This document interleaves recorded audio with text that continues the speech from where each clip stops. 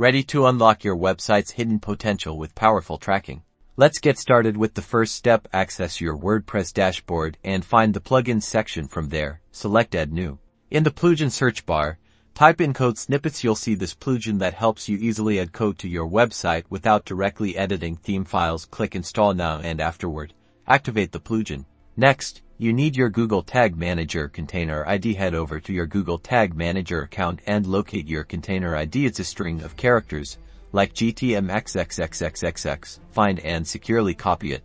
Back inside your WordPress dashboard, find the Code Snippets menu and click Add New. This will take you to an interface ready for adding your own code. You'll be prompted to fill in some details, be descriptive and provide a logical name for your snippet like Google Tag Manager code. Then, paste your Google Tag Manager code. Don't worry about any header and or footers. Code Snippets takes care of those things in the tag settings. You can choose to run the code everywhere.